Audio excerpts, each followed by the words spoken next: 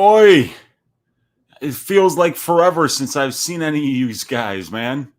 Welcome to another episode of Balls Deep Breakdown with me, your host, Uncle Weezy, alongside my guy, Smooth Jimmy. Smooth Jimmy Apollo's ready for another week of MMA action. 1 week without MMA action in terms of just the UFC, obviously, is way too much. Let's not do this again. Let's not take any more weeks off. Let's get right back into the content. What is up with you guys? It's been too long since I've been able to interact with any of yous. We got Philip V first in the room saying, yes, some content. And thanks for the hard work. Thanks for showing up, Philip. I wouldn't be doing this if you guys weren't hanging out with me. So we got one of the best athletes to ever walk the face of the planet, Mr. Bo Jackson, in the house, liked and will be tuning in. Thank you, Bo. We got my guy Paloma Lou Diamond Phillips in the room, been tweeting at me, one of my favorite guys to hear from on Twitter.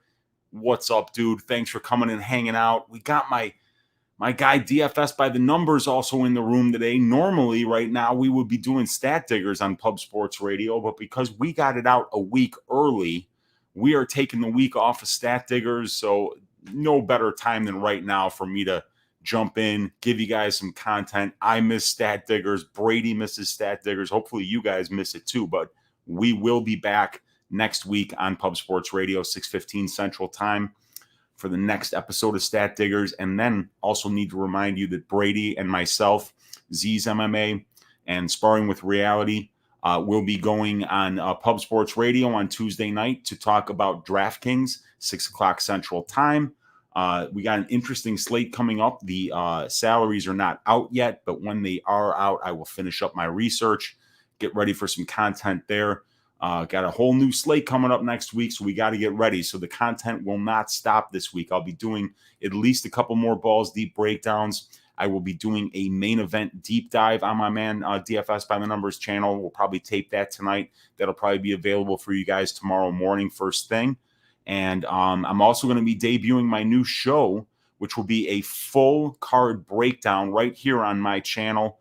It will be, we won't be going balls deep into all the stats because I want to keep it to 1 hour. So this will be called Just the Tip with Uncle Weezy. And we will be going just a little bit into the stats for all 12 fights coming up on this UFC Vegas 34 card that is coming up on Saturday. And we got... let's see. We got Stellar in the room. My man Stellar saying, "Ayo, folks." We got Palama saying, "I heard they didn't do a card last week because you won all the money." That was my guy DFS by the Numbers, who absolutely shaved the bookies' asses last weekend. Had one of the best weeks, I think the best week he's ever had. So we're going to be looking to build off of that. I wasn't as heavy into it as DFS was. But I had a good week as well last week, but nothing along the lines of what DFS by the Numbers did. We got Nigel Lee right here with us in the room. What's up, fellas? Finishing up a drive back from Atlantic City back to Rhode Island. But I know I was going to miss me some balls deep. Well, thanks for joining us, Nigel. I appreciate it. Hopefully you can hang out for the entire time here. We got my man Chris Colanzis in the room. Been too long. Let's go, Uncle Weezy. My guy Monk. Weezy. What's up, Monk? Good to see you hanging out with us, man. Got to kick this week off with some content for you guys here. We got Jack Attack in the room joining us. What's up, man? Thank you for hanging out. We got Nigel saying, luckily, I'm going home with a pocket full of cash to bet this week after the robberies last week. Well, you got some cash. Let's parlay that into a fortune, man. Let's find some good reads. We got...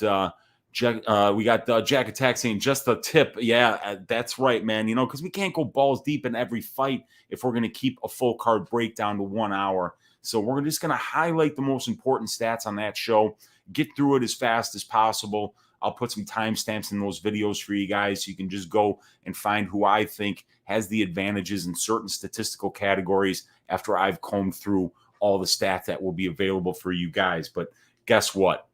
I'm ready. Smooth Jimmy Apollo's ready. Dude, we got a great fight to break down here on the UFC Vegas 34 card. You know, we've got an Olympian in Marco Madsen, who is an Olympian at the 2016 Olympic Games, silver medalist in Greco-Roman wrestling, going up against one of my favorite fighters of all time, one of the fighters that I first started rooting for when I started watching MMA regularly. The inimitable Clay the Carpenter Guida. This is going to be a really great fight. This is a potential fight of the night. These guys aren't in boring fights. They have great skills. And let's start breaking down the numbers here and figure out which one of these guys we should be betting on this week. So we always start with the tail of the tape here on the Balls Deep Breakdown, so let's not change anything. Let's get right into it here. We have got Clay Guida pushing 40 years old, as he will be 40 in about 3 months. And Mark Madsen, no spring chicken himself, at 36 years old. So even though Madsen, is 36, his opponent here actually 3 years older with a lot more tread on the tires. So we're going to say that Madsen definitely has the advantage there, being a little bit younger. And we also see that Clay Guida is going to be 1 inch shorter than my man Mark Madsen. 5'8" for Madsen, 5'7" for Guida. We got a 72-inch reach for Mark Madsen, 70-inch reach for Clay Guida. Both of these guys fight out of the orthodox stance. Clay Guida fighting out of Team Alpha Male, as far as I know. I had also heard that he had been training in South Florida, but I don't know. According to Tapology, according to Sherdog, he's still with Team Alpha Male. If any of you guys know in the chat if he has changed camps, let me know. And Mark Madsen fighting now at Fight Ready MMA in Arizona, a camp that's red hot right now. And that is really good to see that him fighting out of that camp there. And we've got Madsen coming out of Denmark, and Clay Guida, obviously from the United States of America. He is local to me here. He's fighting out of Johnsburg, Illinois. Originally, I'm a Chicago guy. But when we look at the measurables, we do see definitely an advantage for Mark Madsen, being the younger fighter, being 1 inch taller, and having a 2-inch reach advantage. But also, we have to keep in mind here that there really is a size difference between these two guys. Mark Madsen, prior to fighting in the UFC, was fighting all of his MMA fights were at either 170, and he had a couple of catchweight bouts where I think he weighed in at 168 and 166. So he didn't fight at 155 until he came to the UFC. Prior to that, he was fighting at welterweight, while Clay Guida has fought most of his career at lightweight, but he actually did move down to featherweight for a spell as well. So, we do have a guy in Madsen who's coming down from 170 to 155, and we've got a guy in Guida who's recently been fighting, very recently actually, at 145 and moving back up to 155. So we just want to highlight that while the tail of the tape here doesn't show huge advantages for Madsen, he's going to be the bigger, stronger dude here. There is going to be a size advantage, and it is going to be in favor of Mark Madsen. Now, when we talk about an experience advantage, clearly we're going to have a big experience advantage here for Clay Guida. Clay Guida's got 56 pro fights as a mixed martial artist, while Mark Madsen only has 10. Mark Madsen's 10-0 in his career. Clay Guida 36-20. He has amassed over 500 minutes of cage time, has Clay Guida, while Mark Madsen in 10 fights has only racked up 71.5 minutes of cage time as a pro. Average fight time for Madsen, a little bit less than 7.5, a little bit more than 9.5 for Clay Guida.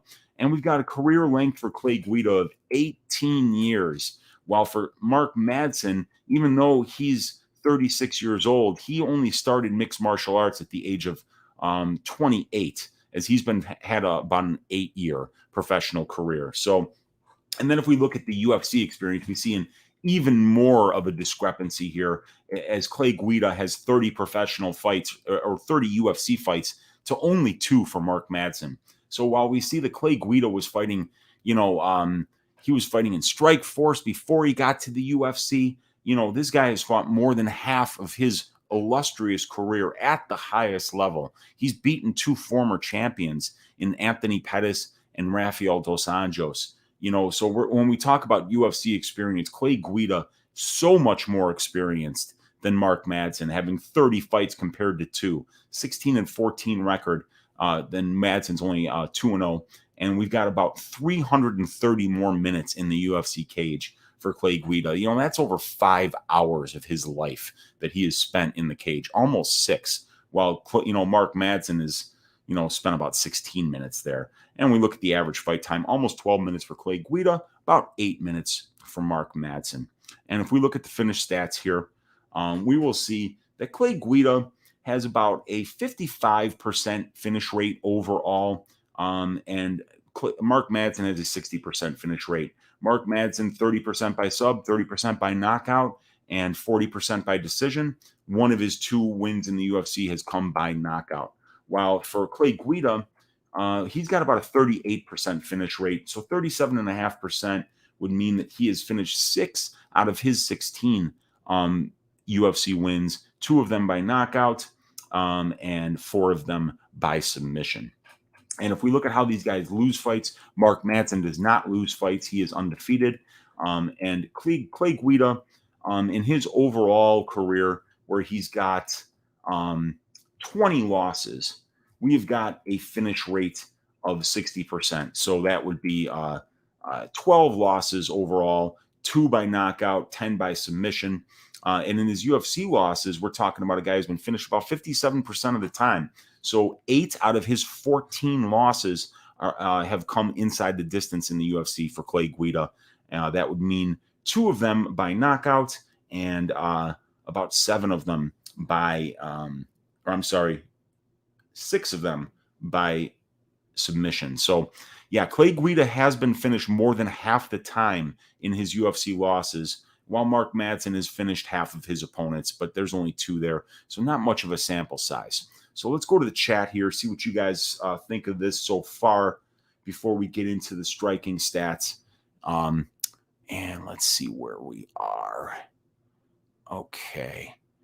We've got Nigel Lee saying that's what she said. That's how it goes sometimes, man. We got Monk saying looking for someone to talk me out of a max bet on Madsen here. Well, let's go through all these numbers and let's figure out, how we're going to do that, because I don't know if I can talk you out of it, Monk, because, there's a lot of things lining up here on the Madsen side. I mean, we obviously just saw a gigantic experience advantage for Clay Guida, but after we get into the striking and grappling stats, which is how you win and lose fights, we're going to have to look pretty hard for ways for Guida to win this fight. Philip saying, get him, Clay. And look at that experience. Yeah, crazy amount of experience in fighting some of the highest level guys. And like I said, wins over 2 former champions. I mean, Clay Guida is one of the OGs. There's not a lot that this guy hasn't seen. Jack Attack saying, I watched Madsen's highlights earlier. Dude has one of the most brutal standing ghillie finishes I've ever seen. That ghillie finish was ridiculous. The guy was completely out, and he had hurt him with a right hand prior to that, snatched him up in that guillotine. That guillotine had him unconscious in less than 5 seconds. Which fight was that? We will talk about this. Yeah, it was the Frasius fight, or it was the Shea Ingram, but I believe it was the Matthias Frasius fight where he got that standing guillotine choke. And if we look here, it doesn't say when it happened, but that was a first round, probably in the first 30 seconds that fight was finished. That was a ridiculous one. And, he's got a big right hand too, does Mark Madsen. And Mark O does not look Irish. No, well, he's Danish, man. He is Danish, so he is not Irish. We got Dan Goldstein saying a week without Brady and Weezy is like being a child of divorce and not going to dad's house for the weekend. It was disappointing. It's been disappointing not hanging out with you too, Dan. I mean, when we're not doing this, we're not interacting with you guys. So, it sucks for all of us when there's no MMA, when there's no UFC, I should say, as we did at Bellator, PFL, CFFC this weekend, and I've got to watch almost all of it. It's always nice to take a week off every once in a while and catch up with some of the other mixed martial arts organizations that really put on great shows. And I got treated to some of that this weekend, and I'm ready for some more UFC, man, ready to break down these fights. Thomas Howard saying the pick is Madsen, but probably going to sprinkle Clay round 3. I think that's the absolute best way. If you're heavy on Madsen here, like a guy like Monk is right now, he's thinking about max betting Madsen. Maybe you put a little sprinkle, a half a unit at 20-1 on Guida to win in the third, because I think that's where his win equity is. We're going to talk about Madsen's conditioning And we're going to talk about Guida's conditioning, which is another one of his big advantages in this fight, is that he has always had one of the biggest gas tanks in the lightweight division. We got Goldstein saying, and afternoon degenerates and known undesirables. Yes, sir. We are in that room. It's crazy to think Guida beat Dos Anjos. Yeah, man, he broke his jaw. I mean, that was one of the strangest taps ever. Dos Anjos tapped because his face was being pushed into the cage on the side that his jaw was broken on. And yeah, he had to tap. That was wild. You know, I mean, Clay just broke his jaw with a clean left hook in that fight. And that is one of the things that we're going to talk about too with Guida, is that, you know, he doesn't look like a powerful guy, but his power numbers are actually decent for a lightweight. And we got Nigel saying, my man Dan. We got Luke Diamond Phillips saying, even if it was in 1972. We got Monk saying, Guida is obviously that has the better striking, but Madsen clearly has the takedown game. Comes down to, will Guida be able to stop all of Madsen's takedowns? I say no, and Madsen GNP win or decision. I agree with you there, Monk. I'm right there with you on this one, man. And let's see. Jesus Christ, we got a lot of, you guys are killing it in the chat. You guys, 14 of you hanging out. All of you are being active in the chat. I love you guys. It's so great to hang out with you guys and break down these fights. When was the last time Guida has finished an opponent? Well, let's take a look at it, shall we? Because I've got the advanced stats up here because I never come unprepared for a balls deep breakdown. So let's look for a Clay Guida win by finish here. So this win against Michael Johnson was by unanimous decision. This win was unanimous decision. This win was a knockout. It was a win over the rotting corpse of Joe Lozon back in on November 11th, 2017. He got a first-round knockout over Lozon. And if we go even before that, we see unanimous decision, win by unanimous decision, win by split decision, win by unanimous decision. And he got a submission victory against the rotting corpse of Takanori Gomi. And then he got the submission victory over Rafael Dos Anjos after breaking his jaw. And then a sub win over Shannon Gugarty. Anyway, he's finished some guys, but, not really the last two finishes coming over guys like Takanori Gomi and Joe Lozon at the end of their careers when they were way less than at their best, let's just say. It's good to keep that in mind, that Clay Guida is probably not finishing anybody at this point, especially a guy as tough as Madsen, who had his jaw broken by Austin Hubbard and fought through it. There's no quit in that Dane, I'll tell you that right now. And Monk, or Christ, MMA math is sus, but Clay doesn't do good against power wrestlers. Mark O wins 2 rounds, in my opinion. Dan saying, didn't Clay Guida finish Moses after that Red Sea thing? He's been around. He's 39 years old, man, but that's the thing. There's a lot of tread on those tires, too, because Clay's been doing this for 18 years. So that means he's been fighting since he was 19 or 20. So Clay Guida's been around the game forever.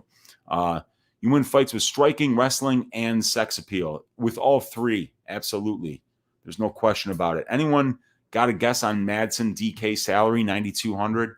At a minus 160 favorite, which is where he's at right now, but also maybe with the public maybe being on him a little bit more, I would expect to see him probably around 88, 8,900, but we'll see.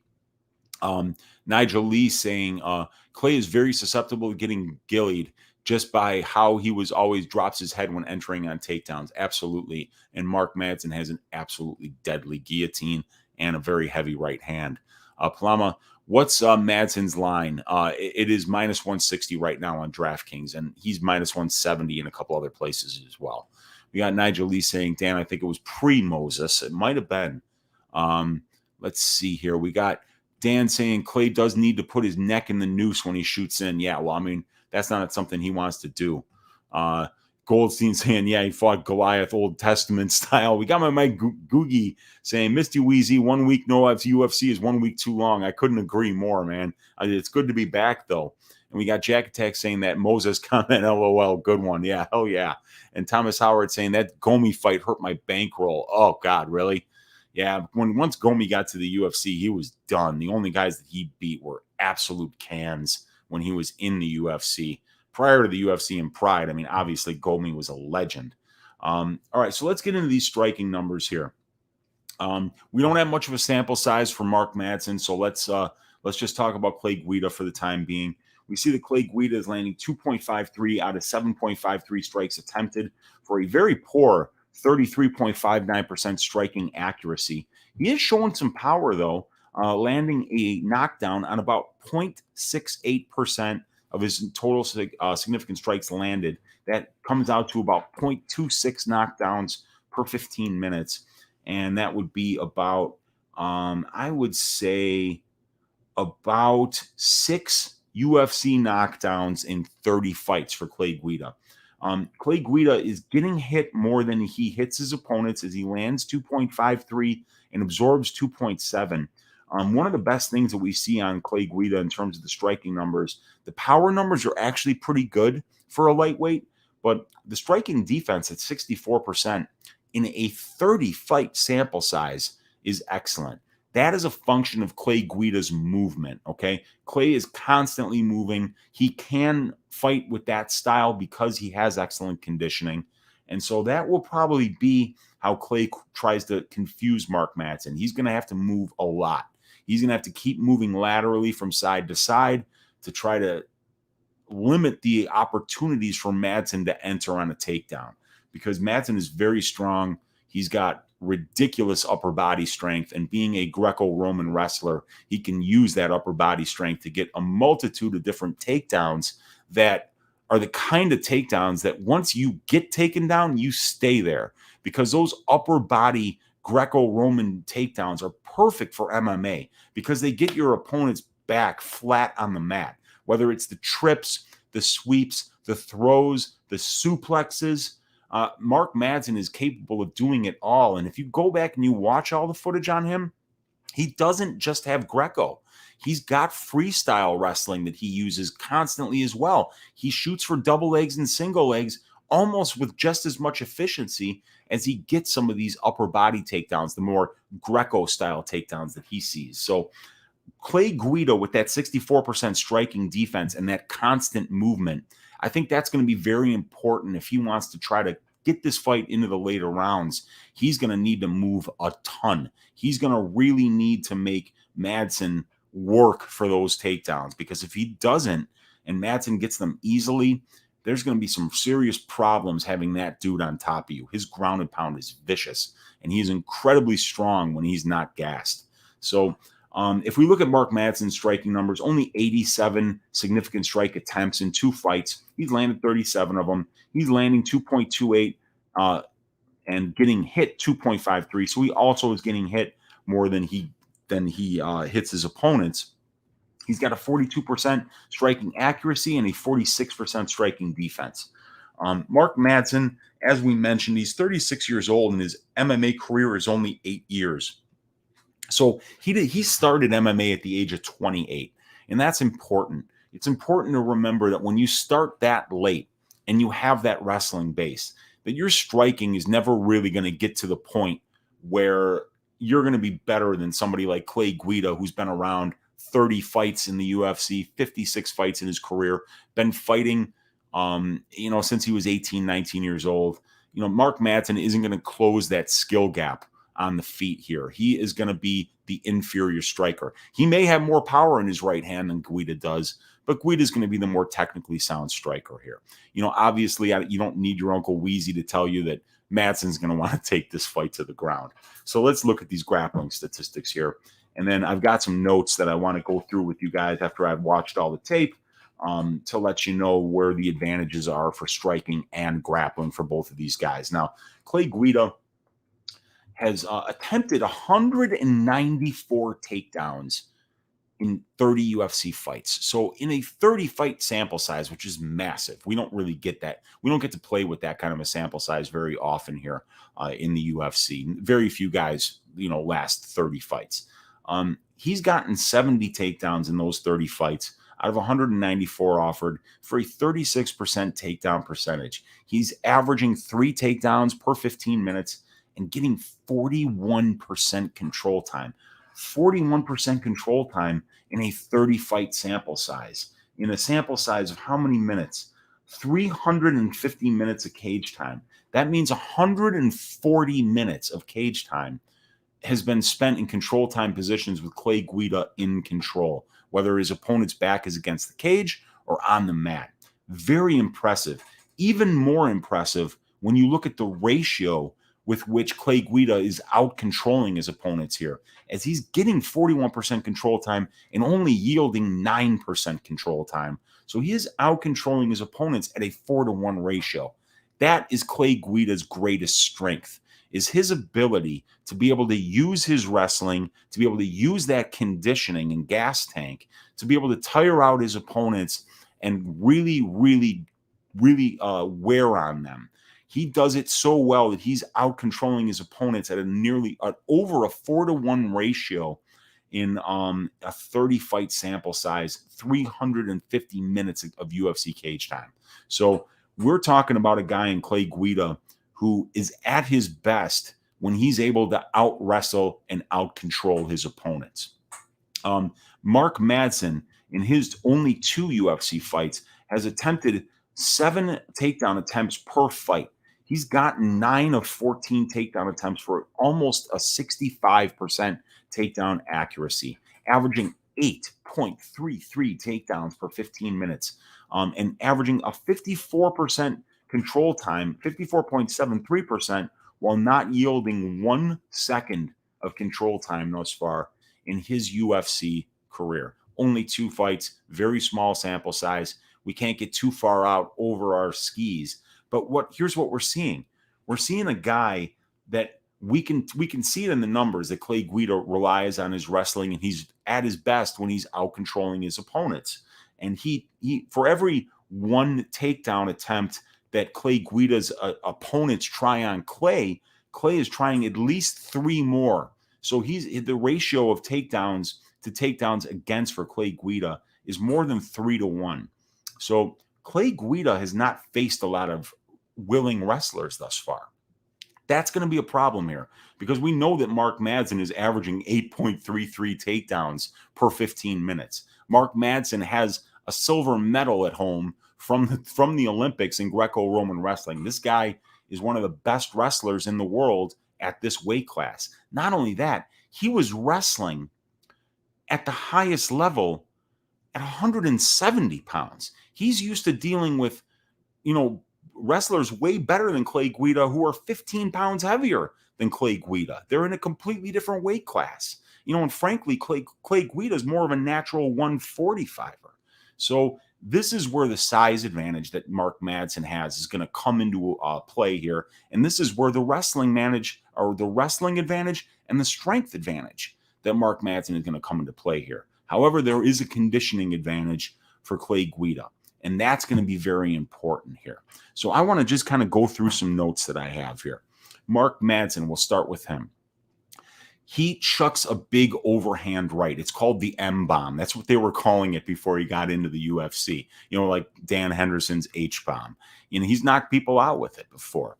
And he uses that big overhand right as a way to enter on takedowns as well. He'll throw that giant overhand right. Doesn't really matter if he lands it or not, because it's thrown with such power and bad intentions that it's going to get you moving backwards into the cage. If you move backwards into the cage, Madsen will enter on a takedown, and if he gets his arms around your upper body, you're going down. He's got a savage guillotine that Jack Attack mentioned earlier in the chat. This guy absolutely can put you to sleep with his guillotine, and it is very, very good, very tight, and it is a submission that Clay Guida has been caught in a couple of times. And he does show crazy power in that right hand as Madsen. And he did have pre-UFC in the Parker and the Frasius fights, we saw that right hand land, and we saw how much damage it did. Everything pre-UFC for Madsen is at 170 pounds, 168 or 166. He's going to be the much bigger guy. Mark Madsen does slow down late in fights, and that's important. We got to talk about that for a second here. These guys that are Olympic wrestlers, they wrestle for 8 or 9 minutes. So when you're an athlete that works into your 30s trying to get medals, your gas tank is meant to go 8 to 9 minutes. And when you use wrestling in an MMA fight, you don't really know how to use wrestling in an MMA way. You're just using it the way that you used it when you wrestled against the highest competition in the world. You've gotten used to wrestling that way. They're not good at saving their energy. They're not good at finding places to rest because they've gotten to medal in wrestling because they've given their whole gas tank in that 9-minute period. It's very hard to change that kind of, even with your training, it's hard to stop going balls out for 9 minutes and learn how to, extend your gas tank to 15, because wrestling is just so exhausting on its own that, especially offensive wrestling, that, it will stream your, if you don't get your opponent out of there early, it's going to be natural for some of these high level wrestlers to gas out. And then, so he does slow down late in the fights. He got his back taken late in the Larche fight. So in the third round of the Larche fight, he got a little sloppy on the ground, got his back taken, but I think it was with less than a minute left, and he rode it out, wound up getting the win. And he is training at Fight Ready right now, which is definitely a big feather in his cap. I think they're going to definitely have him ready to face Guida here, and he's going to definitely be the stronger wrestler. Hopefully they have a really good game plan for him, and maybe they've worked on conditioning a little bit. For Clay Guida, in fights where he gets taken down, Clay Guida in his UFC career. So we've got 30 UFC fights, and we can go and I can kind of illustrate some of this stuff for you. But I got some of these stats from my man DFS by the numbers when we were talking about this fight a couple days ago. When he gets taken down, Clay Guida, he's 3-8 in the UFC. That's not good. That's a very bad winning percentage. But when he doesn't get taken down, he's 13-6. So one of the things that Clay Guida does depend on is being the better wrestler, the guy that goes to the wrestling more. He uses his wrestling to win fights. It's going to be really hard for him to use wrestling to win this fight against Mark Madsen. And also another thing I wanted to note for you guys here is that when Clay Guida gets out-controlled in a UFC fight, he is 0-6. So we're just going to look at numbers right now on this screen where this number, control time allowed, is bigger than control time. So we can see here that he's out-controlled these guys. He got out-controlled here in the Oliveira fight. That's a loss. He got, let's see, out-controlled here in the Dennis Bermudez fight. That was a loss. He got out-controlled here in the Chad Mendez fight, 187-5. That was a loss. He got out-controlled in the Benson Henderson fight, 447-169. That was a loss. And he got out-controlled in the Kenny Florian fight, 65-43. That was a loss. And he got out-controlled, or maybe I was only 5-0, or maybe I missed another one, but you guys get the point, right? If this guy is not accruing more control time than his opponents, he's losing every single time. And Mark Madsen is a guy who has accrued 55% control time in the UFC and has not yielded 1 second of control time yet. So, Monk, if you're still waiting for someone to talk you out of max betting Madsen here, I don't know if I can help you out. But that's an important stat to me. Clay Guida is 16-8 when he out-controls his opponents. So we're talking about a guy that, is going to be a 2/3 winning percentage when he out-controls his opponents, and a 0% winning percentage when he gets out-controlled. So that's not good. 8 of the last 12 losses for Clay Guida have come inside the distance. But Clay Guida's got that great movement that we talked about. He's hard to hit. And because of that, it might be a little more difficult for for Madsen to chase him down and find that takedown, which could potentially lead to him getting a little more tired than he's used to. And it could be a very interesting third round here if Madsen doesn't get Guida out of there in the first or second, and he's had to go to that offensive wrestling over and over and over again. If he winds up tired, Clay Guida is going to have the gas tank to put it on him in the third round, much like Austin Hubbard did in his Madsen fight. And it can make for a very interesting third round. So I think that's one of the best ways to hedge this is to look at a Guida third round prop, which might be as juicy as 20-1 here because he's the underdog. So, and then we've got Clay Guida is 2-7. 2-7 in 9 fights when he gets 0 takedowns. Okay. And he's 14-7 when he gets a takedown. So, that also tells us here that Clay Guida is a guy that relies on his wrestling. We've illustrated a number of statistics here to show that Clay Guida is at his best when he is out wrestling his opponent. And that when he's not out wrestling his opponent and getting out controlled by his opponent, he's not nearly as good. And I believe if he gets taken down twice in a fight, that he's never won a fight where he's been taken down more than once. We can actually take a look here. We can find out how many times Clay Guida has been taken down. So it's this fight here, he was taken down twice. This fight here, he was taken down twice. This fight here, he was taken down 3 times. This fight here, he was taken down twice. And we got 2 takedowns here. Now, if we scroll back to the left on the highlighted bars, let's see how many of these fights he won where he was taken down twice. Lost by split decision. Lost by unanimous decision. Lost by knockout. Lost by sub. Lost by unanimous decision. Clay Guida is 0-5 when somebody takes him down 2 or more times. And he's facing against a silver medalist in Greco-Roman wrestling who's getting takedowns at almost a 66% clip thus far in the UFC. This is a horrible matchup for Clay Guida.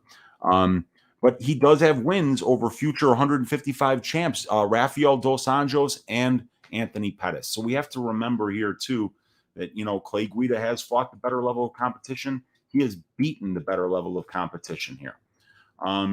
So let's see what you guys, I'm probably so far behind in the chat here. I'm going to try to go through it as quickly as I can.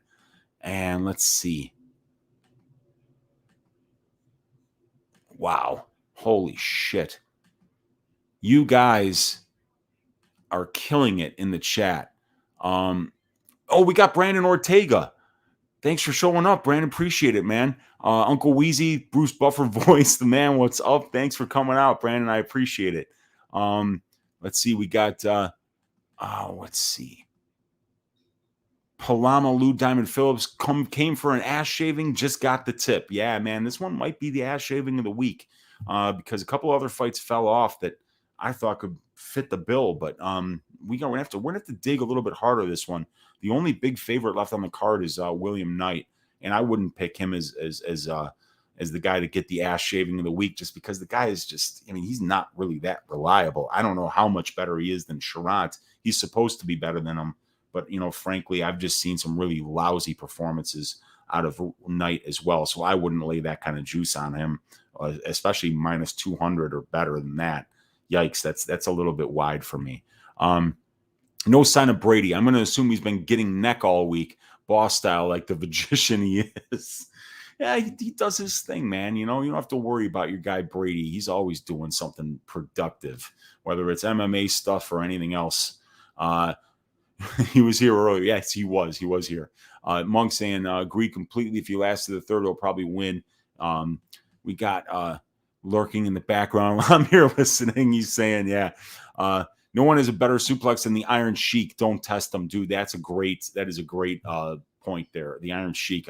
It's too bad he never got into MMA. He's too old now. What's up, Brady? Just because you hear font made my statement untrue. Let's see. Yeah, he could easily be up 2-0 at that point, too, is what, we were saying about the third round. He could easily be up 2-0. Perhaps you even go a little bit on the 50-1 draw here. Clay fights at just over 50% of the distance. Mark is at 47%. I have a feeling this will be at least 60 to 65% control time. Yeah, I do too, Monk. I don't really think that Madsen's going to want to strike with him that much, At what point will Father Time catch up with Clay's cardio? I'm still waiting for it. Yeah, I think you might have to wait a while for that to happen. Clay's always going to be in amazing shape. So we have the opening line for the over-under yet, is what Nigel Lee is asking. The over 2.5 right now, I'm showing it plus 195 on 5 dimes, plus 175 Or that's for Camp. No, yeah, that's for Madsen. Yeah. So plus 195 over under right now for the under. So they're definitely thinking that this one goes the distance. I think there's actually some value in that under. I could see Mark Madsen finishing this fight. And we do know that Clay has been finished in 8 out of his last 12 losses, 2/3 of a finish rate. So I kind of like the under here. That's a juicy under 2.5 here, because we know how powerful and how vicious the ground and pound is for Mark Madsen here. So that was what Nigel just asked. Brandon saying loving the breakdown. Thanks for hanging out with us, Brandon. Appreciate it. Under 2.5 plus 195. Lou Diamond says on my book he opened about 1.6. In my book's terms, Marco has value even down to 200. I agree. We got Headley one in the room saying cardio is easier when you are on top. We'll see what happens if someone controls Guida more than he controls them. Yeah, I hear you. And that's the thing too, is we've seen when Guida does get in trouble that guys are finishing him. So to have a guy like Madsen on top of you raining down blows, he can get a guillotine, he can get a rear naked choke. This is going to be the best wrestler that he's faced since Chad Mendez. And that was it. And remember, we're talking Mendez is a 145 pounder, and he really put it on Guida down there at 145. Imagine what a 170-pound Olympic wrestler is going to do to Guida in the wrestling here. And Guida's 39 years old. This guy Madsen, if he's ready, if he's healthy, I just see him really shaving his ass here. And let's see here. We got Guida third round prop. We don't know it yet, Headley one. I will let you know if I see it. But yeah, I think that's a great hedge. Anything at 18-1 or better is a nice hedge, because I think that's really his only win equity here is in that third round, or if he lands a big shot. But Madsen, like I say, Madsen's had his jaw broken before. He had his jaw broken by Austin Hubbard. You would have never known it to watch the fight. He didn't show any weakness. He had a rough third round. He was tired, and Hubbard did a great job. But still, man, Mark Madsen is not the kind of guy who's going to go looking for the door if he gets in a little bit of trouble here. Jack Attack saying, I don't think anything's going to get me off of Madsen. Bigger, stronger, better wrestling, youth advantage, all on his side, and I see him getting a finish too. I agree with everything there. Philip says he agrees too. Monk saying, here's my deep stat. When Guida faces 2 or more takedown attempts, he wins only 38.46% of those fights, 13 fight sample. And as Weezy said, Marco is an Olympic silver medalist, landing 8.33 takedowns. Mark Madsen minus 160, max bet it, baby. I'm not going to stop you, Monk. I'm not going to stop you, dude. I'm with you. And if you are the hedging type, hey, if you got 5 units on, you could put 0.25 units on the third round prop, and you'd almost break even if that's how Guida did get the job done and beat Madsen that way. Because Guida's a plus 140 dog here, he's probably 16-1 at the worst for a third round prop. Great hedging there, because it would address the only weakness, in my opinion, that Clay Guida is going to be able to exploit for Madsen, and that's the third round conditioning. I don't really see him getting it done with the striking, because the second Madsen doesn't like how the striking is going on the feet, he could just take it down. And Clay Guida is not the kind of guy we have to worry about landing that one punch that ends the fight. It's probably not there for him. We got Jack Attack saying, yeah, I feel like if Clay hadn't beaten MJ, he'd be plus 350 or something, honestly. He looked damn good in that fight. You know what? And he was throwing heavy leather in that fight, too. So I think one of the big things that Madsen really does need to avoid here is getting just a little bit cheeky and maybe trying to engage too long in the striking. Because if you go back and you watch that last performance by Guida, he was thrown from the hip, man. He was trying to knock Johnson out. So that was interesting. We got Nick Alexander in the room taking notes. What's up, Nick? Nigel saying he's definitely on Madsen, and if they're going to show out insanity lines of plus 195, under 2.5, bet your ass I got to sprinkle a parlay with him in that under. I agree with you, Nigel. That under is just too juiced. I see a lot of win equity here for Madsen inside the distance. And one of the other lines that we see up there on my screen is Madsen inside the distance is showing plus 363, you guys, right here. It's the only line, and it's on 5 dimes. But yeah, plus 363, and he's minus 160 to win the fight. I would be all over that bet. But that's not available on most books right now. So we're just gonna have to wait for those lines to come out to really kind of exploit some of these things. But I like that under. I like the fight doesn't go, especially with them being plus money. And then, man, Madsen inside the distance plus 363. Got to take a shot on that. And then Headley one saying the draw bet. I think the draw is a nice. You could hedge there too. Because this could be a 10-8 in the third round if Madsen does get really tired. But I kind of think he gets him out of there before that. Nigel Lee saying MJ is straight washed. And I 100 agree with that previous statement. Yeah, I hear you. I mean, MJ's done now. So, Jack Tech, that's a great take. Nigel says, Val, my guy Val in the room, saying, or live bet Guida down 2-0. Yeah, you could do that too. Because at that point, man, he might be 15-1 or something like that on the live odds, especially if Madsen's really putting it on him. And then Jack Tech saying, cheers, Nigel. And let's see, we got Jay saying Guida loses this one. Yeah, I'm with you, Jay. I like Clay Guida. I'm a big fan of his. This is an awfully tough matchup. This is an awful lot to ask of a guy who has out-wrestled a lot of average wrestlers to come in here and try to out-wrestle or out-strike stop takedowns from a beast like Madsen. It's just not, I don't like it, man. What's Guida by decision? Guida by decision is plus 290 on 5 dimes right now, according to what I have on my screen. And let's see here. We got the Madsen line is creeping up. We'll be close to minus 190 by Friday, I imagine. Yeah, I think you might be right, dude. I think, the money's going to come in on Madsen here, and that, if you're on Guida, you might be able to wait and get a much better line at the end of the week. Let's see. And let's see. We got Jimmy Mataloni in the room saying we called that sub last week based on our conversation in the chat. That was over plus 1,000.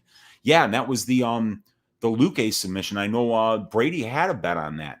We talked about that one a little bit because we talked about all the front chokes that Luque had gotten before, and now he's like in the top 3 of submissions all time in the welterweight division. It's crazy to think that. And then Dan saying, I'll be taking a peep at that Marco sub prop when it opens. If I get 15-1, I'll have my hands all over that like I'm in the blue room at a strip club. Yeah, man, because Mark can get that guillotine and he can get that rear naked choke. And we've seen that Clay Guida, like we said, 8 of his last 12 losses coming inside the distance. So could be a sub, could be a ground and pound, could be a decision win. I think there's a lot of different ways that Madsen can win this fight. All right. And then we are just going to talk about the strength of schedule stats right here. We've talked a lot about who's fought the better competition. We know that Clay Guida has wins over Anthony Pettis prior to him being UFC champion at 155. He has a win over Rafael Dos Anjos prior to him being champion. But other than that, Clay Guida's wins are not all that impressive. We'll go through them here. But these are the strength of schedule stats. All right, I've got the chat off so we can see the whole screen here. We see that Clay Guida has a 1.36 ratio, 14.63 total fights. His average opponent has a record of 8.43 and 6.2, while Mark Madsen opponent has an average record of 1.5 and 1.5. We got 13 total fights in a Clay Guida average win. He's beating guys that have a winning record of about 7 and 6 with a 1.14 ratio. And he's losing the guys that have a 10 and 6 record with about 16 and a half total fights and a 1.6 ratio. So we see wins for Michael Johnson and BJ, the rotting corpse of BJ Penn.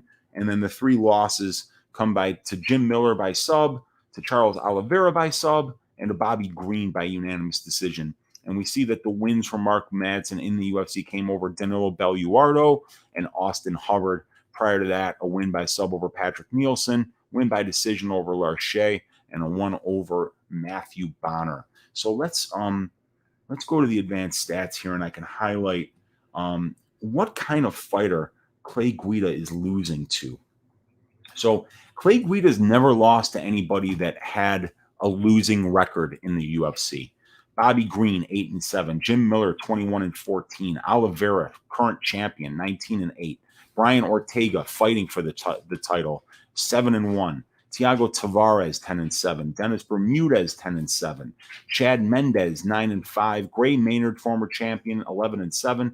Benson Henderson, former champion, 11-3. Kenny Florian, 12-5. Diego Sanchez, 19-13. Roger Huerta, 6-2. Tyson Griffin, 8-6. Dean Thomas, 5-4. Those are all the losses. That is going to be the type of guy that's beating Madsen. I mean, like the least experienced opponent had 8 fights. That was Brian Ortega with 8 fights at a 7-1 record, and Roger Huerta at 8 fights with 6-2 records. So, this guy is losing to legit people. But if we look at the wins, he's got a win over Joe Lozon, who's 15-12. Robbie Problems Peralta, who's 4-3. A win over Pettis, 11-9. A win over Dos Anjos, 19-11. A win over Nate Diaz, which is the other more impressive win. But then, losing records all around. 0-1, 2-5 Marcus Aurelio, 0-2 Sammy Schiavo, 5-8 Mac Danzig, 2-3 Shannon Gugarty, 4-9 Takanori Gomi, 3-5 Hatsu Hioki, 3-3 Tatsuya Kawajiri, 5-5 Coke, 12-13 BJ Penn, 11-13 Michael Johnson. So, Clay Guida has those 3 impressive wins against Nate Diaz, Rafael Dos Anjos, and Anthony Pettis. But the last one of those wins came in 2011. Since then, the wins over Hioki, Kawajiri, Peralta, Koch, the rotting corpse of Lozon and Penn, and then the rotting corpse of Michael Johnson. Are any of those wins better than the guy that he's about to face in Mark Madsen? Probably not.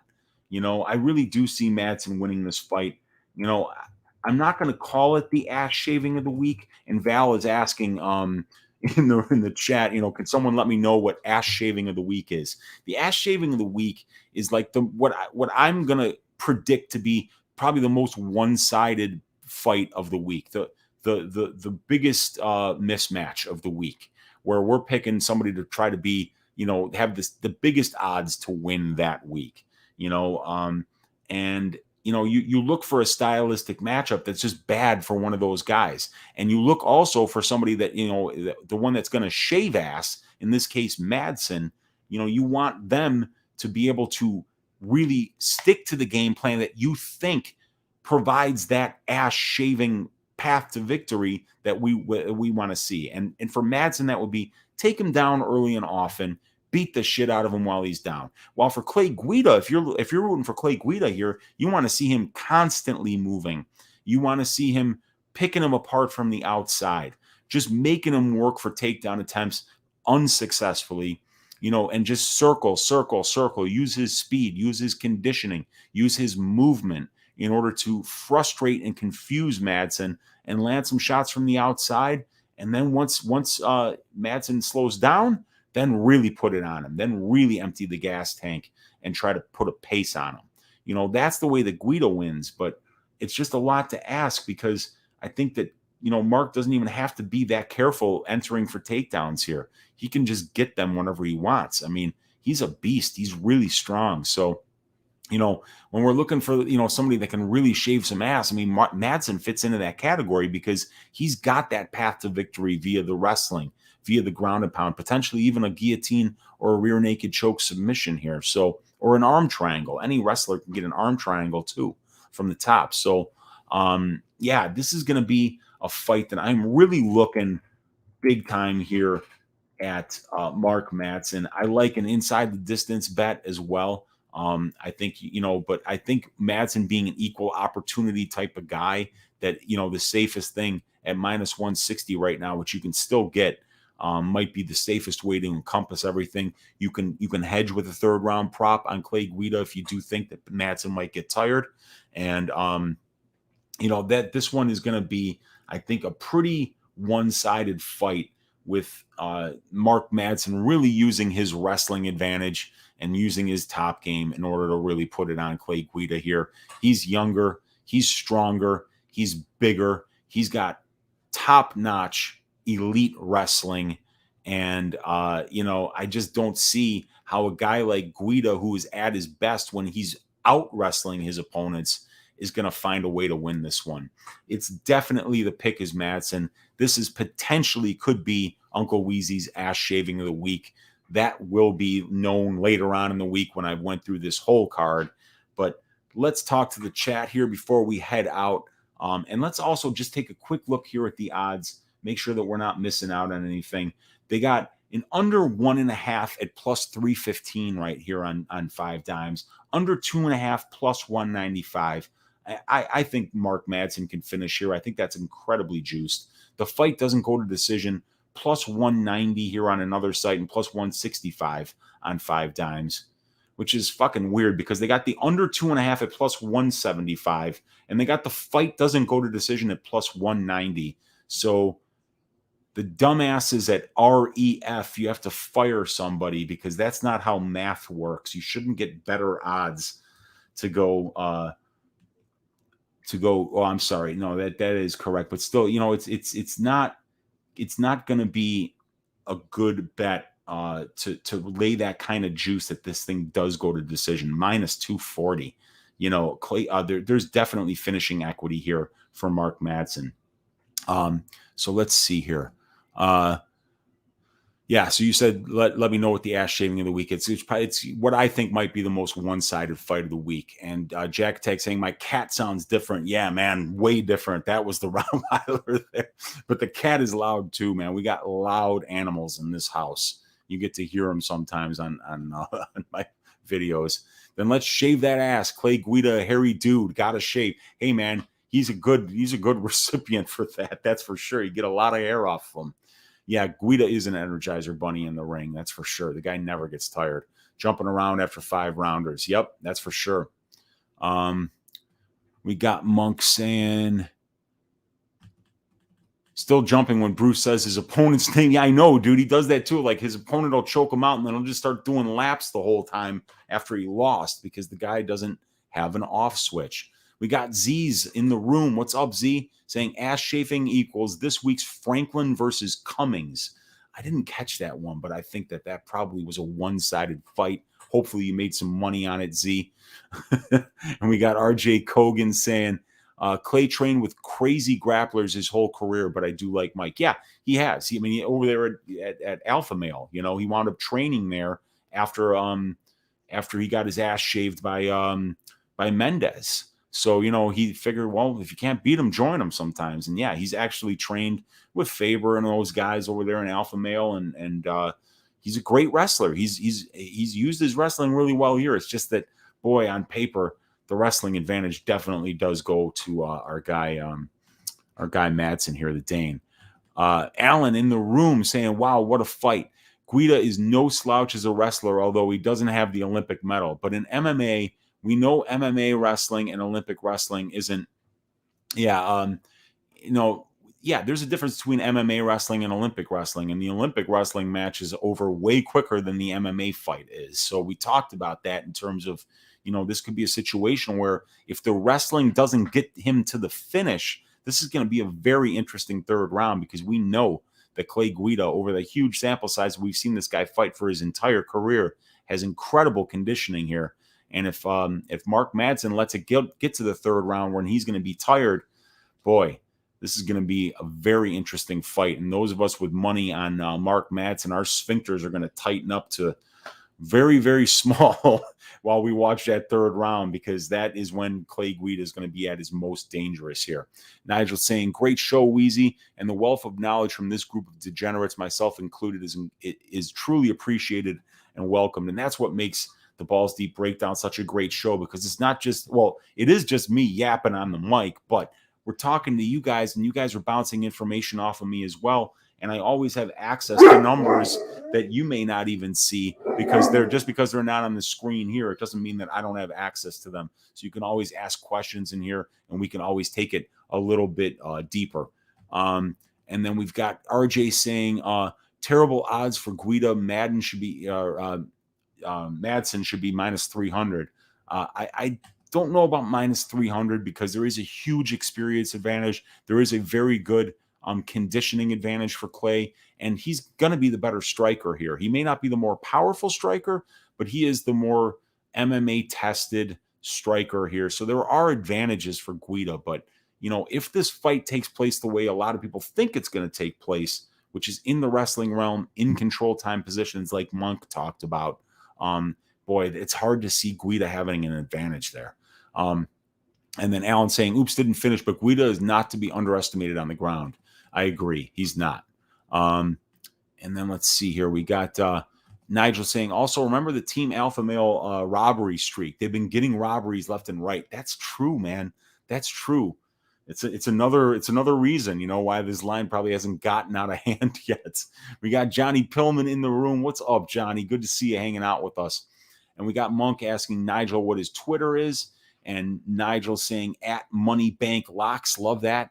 Madsen, one of my two most confident bets this week, according to Jack MMA. I agree with you, man. He's one of mine too. And we got Jack Attack MMA. Who is your other? Bea Malecki. And and Jack saying, well, it makes you think that, Monk. I like Bea a lot here too, man. And then we got Noah Bodie saying Bea gonna lose. I don't know much about this. About what's her name, Nunez here. I just don't know what to think of her. She's fought soccer moms before she came in, so I don't know how she's gonna do against Bea. And Bea's got, she's got a great stand-up pedigree on her own. Maybe I'll do a Balls Deep breakdown in that fight. You guys hit me up on Twitter if you have any suggestions for Balls Deep breakdowns you want me to do on this card. I'm at MMA Weezy there. You can always hit me up with any questions if you want to talk fights. Let me know if there's other fights that you're leaning towards here that you want me to go balls deep on. We got the DXJC saying Uriah is not paying the judges for an old man like Clay to pick up the W. He's saving those payouts for the young up-and-comers. Can Madsen box? Yeah, he's not all right, Alan. He's not a great boxer, but if you go and you look at Mark Madsen's pre-UFC experience, go to the Parker and the Frasius fights, and in those fights you'll see Mark Madsen absolutely pound people with his right hand. His right hand is no joke. He's not a great boxer, but what he does do is he throws a heavy right hand and he uses it to either land it or to try to move in on a takedown. So while his boxing isn't great traditionally, he's not technically sound, he uses what little boxing knowledge he has to either try to knock you out or to enter in close enough on takedowns to where he can use his wrestling then, which is always what he's going to be trying to do. Mir Sharp plus 340 next Saturday. Against who? Jack Tech saying good prediction, Monk. Bea via death via my snoo. We got Monk saying, Jack, what's your Twitter since I'm asking people? And we got just the same as my handle on here. I'm already following Jack Attack on Twitter. We got MMA hedge funds in the room saying Nunez is going to KO her. Under 2.5 at plus money is a good look also.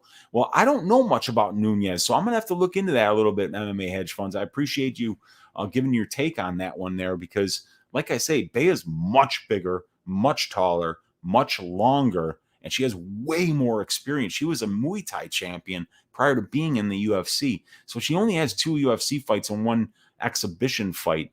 But I don't know. I mean, I don't know what Nunez is really good at, but, she's here for a reason, and she has knocked women unconscious. I have seen her do that. I just don't know if they're as good as Bea Malecki. We'll have to see. And Nigel saying touche, and we got Monk saying followed you and Nigel Lee. Sounds like Cormier. Thanks. Definitely will follow. I like your takes. And let's see. We got Monk saying Weezy bringing folks together to shave all the asses. Let's shave the asses of the bookies. That's what we're here to do, man. And Nick saying, catch Bea after round 1. She will lose the first round. Oh, and Liam picks fights in the room. What's up, Liam? Always good to seeing you after it early, Uncle Weezy. Cheers, brother. Cheers, Liam. If you guys haven't checked out Liam's channel on YouTube, Monk's channel on YouTube, go and check those out. They provide fantastic content to the MMA people like us that are in this room. There's, Z always says the more the merrier in terms of content providers, and I couldn't agree more. I am right with Z on that sentiment. The more voices we hear, the better it is for all of us. So it's good to have guys like Liam, like Monk, like Z, like my man Brady, all the other OGs. I'd shout all you out, but we'd be here for another 20 minutes. You guys, thanks for hanging out with your Uncle Weezy early in the week here for a balls deep breakdown of this Guida Madsen fight. The pick is going to be Madsen. I actually kind of like him to get it done inside the distance here, but there will be a bet coming on Madsen. I'll let you know on Twitter what I do when I finally pull the trigger, but I probably will have something there tonight. I'm going to be doing a main event deep dive with my man DFS by the Numbers at some point later on tonight. That'll be available on DFS by the Numbers YouTube channel tomorrow morning. Check me out on Pub Sports Radio this Tuesday, 6 p.m. Central Time for the new DraftKings show with DFS by the Numbers, Z's MMA, and Sparring with Reality. And let's sign off for the night here. God bless each and every one of you. Thanks for hanging out with me tonight. There will be more content coming up later on this week on my channel. Keep an eye out on Twitter. I will be announcing whenever I do the next Balls Deep breakdown. You guys have a great Sunday night. Have a great week coming up. Can't wait to break down the rest of the UFC Vegas 34 card with you guys. I will let you know when we will be putting Just the Tip, the very first episode of Just the Tip, the full card breakdown on Uncle Weezy's channel in either be tomorrow or Tuesday night. Keep an eye out on Twitter for that news. Thanks for hanging out, everybody. Let's make some money this week. Let's shave the bookies' asses and get after it. UFC Vegas 34. Let's make some money. You guys have a great night. Thank you.